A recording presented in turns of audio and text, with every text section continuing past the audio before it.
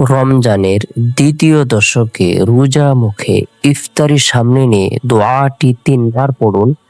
গায়েবী রিজিক আসবে, চারদিক থেকে বরকত শুধু আসতেই থাকবে। সুবহানাল্লাহ। জীবনের সকল গুনাহ মাফ হবে। রমজানের দ্বিতীয় দশক হলো গুনাহ মাফের দশক, ক্ষমার দশক। এই দশকে আল্লাহ তাআলা মাগফিরাত প্রদান করে থাকেন। আল্লাহ রসুল সাল্লাল্লাহু আলাইহি সাল্লাম দ্বিতীয় দশকে আপনাকে আমাকে বেশি পরিমাণে মাগফিরাত কামনা করতে বলেছেন। রমজানের দ্বিতীয় দশক ওই ব্যক্তির উপরে মাগফিরাত হবে যে ব্যক্তি খাঁটি দিলে তওবা করে ইবাদত বন্দেগীর মধ্যে মশগুল হবে। তাকে আল্লাহ তাআলা মাফ করে দিবেন, আল্লাহ তাআলা তাকে ক্ষমা করে দিবেন। রমজানের প্রথম দশকে আল্লাহ তাআলা রহমত বর্ষণ করেন, দ্বিতীয় দশকে আল্লাহ তাআলা মাগফিরাত প্রদান করেন, তৃতীয় দশকে আল্লাহ তাআলা জাহান্নাম থেকে মুক্তি প্রদান করে থাকেন। তাই পবিত্র মাহে রমজান মাস হলো কোরআনের মাস। পবিত্র মাহে রমজান মাস হলো তাকওয়া অবলম্বন করার মাস। পবিত্র মাহে রমজান মাস হলো লাইলাতুল কদরের মাস, কোরআন নাজিলের মাস। পবিত্র মাহে রমজান মাস হলো ইমানদারদের জন্য, মুমিন মুসলমানদের জন্য বিশেষ একটি নিয়ামতের মাস।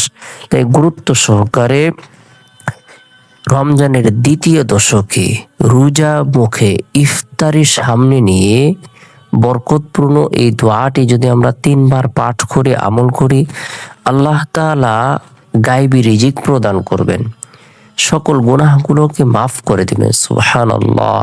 চারদিক থেকে বরকত শুধু আসতেই থাকবে।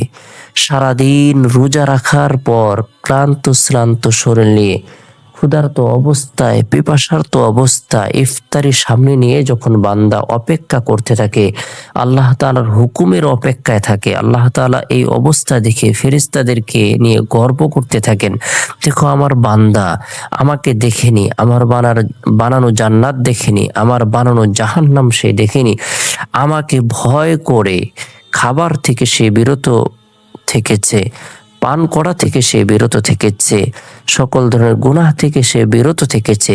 ফেরেশতারা তোমরা সাক্ষী থাকো, আমি আমার বান্দার জীবনের সকল গুনাহগুলোকে মাফ করে দিলাম, তাদের দোয়াকে কবুল করলাম। সুবহানাল্লাহ।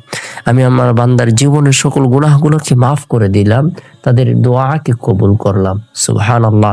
অর্থাৎ আল্লাহ তাআলা রোজাদার ব্যক্তির দোয়া ইফতারের সময় কবুল করে থাকেন। ওই সময় আমরা ইফতারের সামনে নিয়ে খাঁটি দিলে তওবার নিয়তে ইস্তিগফারের আমল করব 3 বার। আস্তাগফিরুল্লাহ রাব্বি মিন কুল্লি যামবি ওয়া আতুবু ইলাইহি।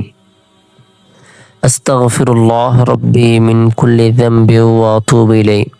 এরপরে 3 বার দুরূদ শরীফ পাঠ করব। ছোট্ট দুরূদ হলো সাল্লাল্লাহু আলাইহি সাল্লাম।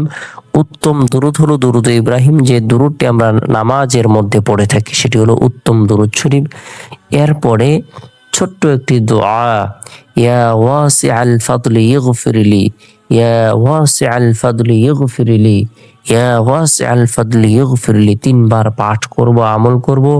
আল্লাহ তাআলার দরবারে রিজিক বৃদ্ধির উদ্দেশ্যে দোয়া করব, হায়াত বৃদ্ধির উদ্দেশ্যে দোয়া করব, গুনাহ মাফের উদ্দেশ্যে দোয়া করব। আল্লাহ তাআলা যেন জীবনের সকল গুনাহগুলো ধুয়ে মুছে নবজাত শিশুর ন্যায় নিষ্পাপ করে দেন, দোয়াকে কবুল করেন।